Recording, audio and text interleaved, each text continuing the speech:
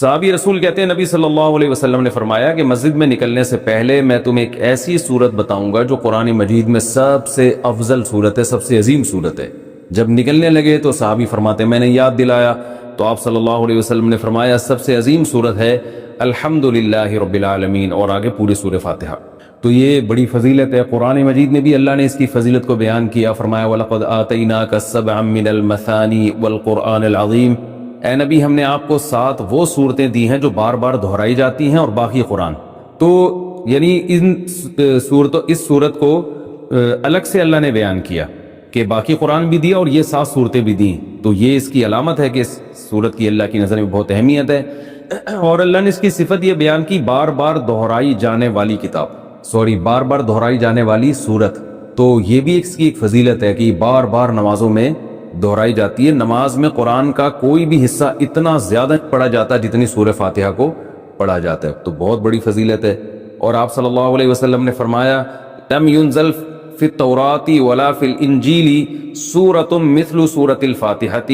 ولا اعظم منها، آپ صلی اللہ علیہ وسلم نے فرمایا نہ اللہ نے تورات میں اس سے بہتر سورت نازل کی، نہ انجیل میں، اور نہ باقی قرآن میں اس سے بہتر سورت نازل کی ہے۔ اور ایک اور حدیث میں آتا ہے کہ رسول اللہ صلی اللہ علیہ وسلم نے ارشاد فرمایا کہ اللہ تعالیٰ فرماتے ہیں قسمت الصلاۃ بینی و بین عبدی، اللہ تعالیٰ فرماتے ہیں میں نے اپنے اور بندے کے درمیان نماز کو ڈیوائیڈ کر دیا ہے۔ تو یہاں نماز سے مراد فاتحہ ہے، یعنی اس کی اتنی اہمیت ہے کہ اللہ نے فاتحہ کو نماز سے تعبیر کیا ہے۔ تو فرمایا کہ جب کوئی بندہ نماز میں کھڑا ہو کر کہتا ہے الحمدللہ رب العالمین، تو اللہ تعالیٰ فرماتے ہیں حمیدنی عبدی، میرے بندے نے میری حمد و ثنا کی، یعنی فرشتوں سے فخر سے کہتے ہیں۔ اور جب وہ کہتا ہے کہ الرحمن الرحیم، بڑا مہربان نہایت رحم کرنے والا، تو اللہ فرشتوں سے کہتے ہیں اثنا علی عبدی، میرا بندہ زبان سے میری تعریف کر رہا ہے۔ اور جب وہ کہتا ہے مالک یوم الدین، تو اللہ تعالیٰ فرشتوں سے کہتے ہیں مجدنی عبدی، دیکھو میرا بندہ میری بزرگی بیان کر رہا ہے۔ اور جب انسان، یہ تو وہ ہے جو اللہ یعنی اللہ کا حصہ ہے، یعنی حدیث میں آتا ہے نا میں نے نماز کو اپنے اور بندے کے درمیان ڈیوائیڈ کیا، تو کچھ حصہ میرا ہے اور کچھ بندے کا ہے، تو یہ والا تو میرا ہو گیا، یہ میری تعریفیں کر رہا ہے یہ۔ اور فرمایا کہ جب یہ کہتا ہے ایاک نعبد و ایاک نستعین، اے اللہ ہم تیری عبادت کرتے ہیں، تجھ سے مدد طلب کرتے ہیں، تو اللہ تعالیٰ فرماتے ہیں ھذا بینی و بین عبدی، کہ میرے اور بندے کے درمیان ایگریمنٹ ہے کہ یہ توحید پر قائم رہے گا۔ اور اب اس نے جب ایگریمنٹ کر لیا اور میری تعریفیں بھی کر دی، تو اب ولی عبدی ما سأل، اس کا حصہ کیا ہے کہ اب جو یہ مانگے گا اس کو ملے گا۔ تو اب یہ مانگے گا کیا، اللہ تعالیٰ ہم پہ چھوڑ دیتے، ہم الٹی سیدھی مانگنا شروع کر دیتے، تو اس لیے اللہ نے فرمایا کہ بڑی چیز مانگو خود، کیونکہ اللہ کی رحمت جوش میں، اور اللہ کو پتہ ہے کہ میں دعا قبول کروں گا، تو اس لیے اللہ نے اچھی دعا مانگنے کا ہمیں حکم دیا جو اہم تھی۔ اور حکم کیا دیا، اہدنا الصراط المستقیم، کہ اللہ تو ہمیں سیدھے راستے پر چلا، صراط الذین انعمت علیہم غیر المغضوب علیہم ولا الضالین۔ تو یہ اس طرح سے اللہ تعالیٰ نے فاتحہ کو 2 حصوں میں ڈیوائیڈ کیا ہے حدیث کے مطابق۔ اور حدیث میں آتا ہے صحیح مسلم میں عبداللہ بن عباس رضی اللہ عنہ سے مروی ہے کہ آپ صلی اللہ علیہ وسلم کے پاس جبریل علیہ السلام بیٹھے ہوئے تھے، اچانک آپ نے ایک زوردار آواز سنی جو اس سے پہلے کبھی نہیں سنی تھی۔ تو جبریل نے فرمایا کہ یہ ایک آسمان کا دروازہ ہے جو کھلا ہے، جو آج سے پہلے کبھی بھی نہیں کھلا تھا، اس سے ایک فرشتہ نازل ہوا ہے، اور فرشتے نے نازل ہو کر پھر نبی صلی اللہ علیہ وسلم کو خوشخبری سنائی اور فرمایا ابشر بنورین اوتیتہما لم یؤتہما نبی قبلک فاتحۃ الکتاب و خواتیم سورۃ البقرہ۔ اس نے آپ صلی اللہ علیہ وسلم کو خوشخبری سنائی اور عرض کیا کہ یا رسول اللہ،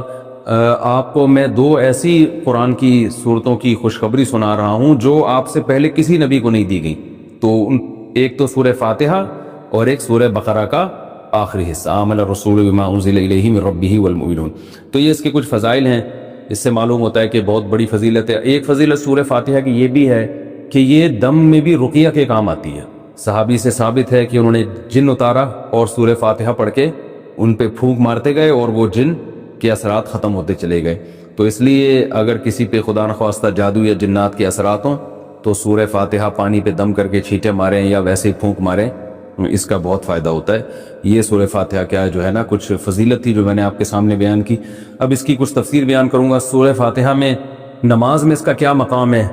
رسول اللہ صلی اللہ علیہ وسلم نے ارشاد فرمایا کہ من لم یقرأ بفاتحۃ الکتاب فلا صلاۃ لہ، بخاری کی حدیث ہے، جو شخص سورہ فاتحہ نہیں پڑھتا اس کی نماز نہیں ہوتی۔ تو اتنی بات تو بہرحال ثابت ہے کہ سورہ فاتحہ نماز کا ایک ضروری حصہ ہے۔ اب اس میں اختلاف ہے فقہا کا کہ امام اگر پڑھ لے تو سب کی طرف سے کافی ہوگی یا نہیں ہوگی۔ اس میں امام ابو حنیفہ رحمہ اللہ تعالیٰ کا جو قول ہے وہ یہ ہے کہ امام اگر پڑھ لے گا تو مقتدیوں پہ پڑھنا لازم نہیں ہے، بلکہ جائز ہی نہیں ہے، کیونکہ امام کی قرات مقتدیوں کے لیے کافی ہے۔ باقی سورہ فاتحہ کی تفسیر کیا ہے؟ نبی یہ قرآن مجید کی وہ صورت ہے جو سب سے پہلے جس کو رکھا گیا ہے، نازل تو پہلے نہیں ہوئی ہے لیکن رکھا سب سے پہلے گیا اس کو۔ اس کی وجہ یہ ہے کہ ہم جب بھی قرآن کی ابتدا کریں تو سورہ فاتحہ سے کریں۔ فاتحہ کا معنی ویسے بھی کھول دینے والا، کھول دینے والی، تو یہاں سے گویا ابتدا ہو رہی ہے، قرآن کھل رہا ہے یہاں سے۔ تو اس صورت میں اللہ تعالیٰ نے اس کو تمہید بنایا ہے، جیسے ہر کتاب سے پہلے کچھ ایک تمہید ہوتی ہے نا، انٹروڈکشن ہوتا ہے، تو گویا یہ ایک قسم کی تمہید ہے۔ تو اللہ نے اس میں سب سے پہلے اپنا تعارف کروایا کہ الحمد للہ رب العالمین، تمام تعریفیں اللہ کے لیے ہیں جو تمام جہانوں کا پالنے والا۔ یہ جو للہ میں لام ہے نا، اس کو تخصیص والا لام بھی کہتے ہیں۔ گاڑی اردو ہے، سمجھ میں نہ آئے تو کوئی ایسی بات نہیں ہے، یوں سمجھ لیں کہ اسلام کا مطلب ہے تمام تعریفیں صرف اللہ کے لیے ہیں۔ یہ صرف بھی یہاں لگا ہوا ہے، یعنی جتنی بھی تعریفیں ہیں، سخاوت ہے، جود و سخا ہے، بہادری ہے، یہ جو بھی کمالات سمجھے جاتے ہیں، علم والا ہے، رحمت والا ہے، تو تمام تعریفیں حقیقت میں صرف کس میں پائی جاتی ہیں؟ اللہ میں۔ اگر انسانوں میں کوئی تعریف ہے تو اللہ کی دین سے ہے، اللہ کی عطا سے ہے، ورنہ حقیقت میں حقیقی تعریف کا مستحق تو صرف اللہ کی ذات ہے۔ تو اللہ نے اپنا تعارف کروایا رب العالمین، تمام جہانوں کا پالنے والا، اس لیے کہ جب تک آپ کے سامنے کتاب کے مؤلف کا انٹروڈکشن نہیں ہوگا آپ کتاب کو ویلیو نہیں دو۔ الحمدللہ رب العالمین، العالمین عالم کی جمع ہے، عالم کہتے ہیں جہان کو، بہت سارے جہان ہیں۔ اب اس میں علماء کی مختلف آراء ہے، بھئی جہان اس اعتبار سے بھی ہیں کہ زمین ایک الگ دنیا ہے، آسمانوں کی ایک الگ دنیا ہے، پھر آسمان 7 ہیں، ہر 7 آسمان کی ایک الگ دنیا ہے، تو اس لحاظ سے اللہ نے بہت سارے جہان بتائے۔ اور بعض علماء کہتے ہیں اس لحاظ سے بہت سارے جہان ہیں کہ ایک جہان یہ دنیا کا ہے، ایک قبر کا ہوگا اور ایک آخرت کا ہوگا۔ یہ بھی تو الگ الگ جہاں ہے نا، ہم تو شفٹ ہوتے ہیں، ہماری روح یہاں سے مادی زندگی سے برزخ میں جائے گی، برزخ سے پھر آگے دوبارہ حشر میں، پھر جنت ہے یا جہنم میں، تو یہ سارے مختلف جہاں ہیں۔ اور بعض علماء کہتے ہیں اس لحاظ سے یہ مختلف جہاں ہیں کہ جیسے ایک مادی زندگی ہے نا انسانوں کی ہے، ایک فرشتوں کی بھی زندگی ہے، ان کی بھی ایک الگ دنیا ہے، جنات کی بھی ایک الگ دنیا ہے۔ تو جنات کیوں ٹریس نہیں ہوتے، کیوں نظر نہیں آتے؟ اس لیے کہ وہ مادی چیز نہیں ہے، وہ ایک الگ ہی مخلوق ہے جو ہم اس کو دیکھ نہیں سکتے، آگ سے بنی ہوئی مخلوق ہے، اور یہ جو فرشتے ہیں یہ روشنی سے بنی ہوئی مخلوق ہے، تو یہ بالکل ایک الگ جہاں ہے۔ تو اس لیے انسان کی جو ریسرچ ہے نا، جو مادی ذرائع ہیں تحقیق کے، اس میں یہ آتا ہی نہیں ہے۔ تو یہ الگ الگ جہان اللہ نے بنائے ہیں فرشتوں کی، الگ ہو سکتا ہے یہاں بہت سارے فرشتوں میں نظر نہیں آ رہے، یہاں ہزاروں جنات تو ہمیں نظر، اور شکر ہے کہ نظر نہیں آ رہے، کیونکہ ہمیں نظر آئیں تو پھر جنات کو ہم نظر نہیں آئیں گے، ہم یہاں سے شارٹ ہو جائیں گے، ٹھیک ہے نا۔ تو ہوتے ہیں جنات بھی گھوم رہے ہوتے ہیں دائیں بائیں۔ تو ابھی اللہ کا انٹروڈکشن چل رہا ہے، تو اللہ نے فرمایا کہ اس کی بہت ساری صفات ہیں، لیکن اس کی جو سب سے اہم ترین صفت ہے، بڑا مہربان اور نہایت رحم کرنے والا، اس کی وہ جس کو میں نے الرحمن رحیم کے لفظ میں بہت ڈیٹیل سے میں بیان کر چکا ہوں کہ اللہ کی رحمت اللہ کے غصے پر غالب ہے، اور اللہ اصل میں تو رحم ہی کرتا ہے، سزا جب دیتا ہے کہ جب کوئی اس کی نافرمانی کرے، اور اس میں بھی بہت سارے آپشن اس نے معافی کے رکھے ہوئے۔ تو الرحمن الرحیم آگے فرمایا کہ مالک یوم الدین، روز جزا کا مالک۔ دیکھیں مالک تو اللہ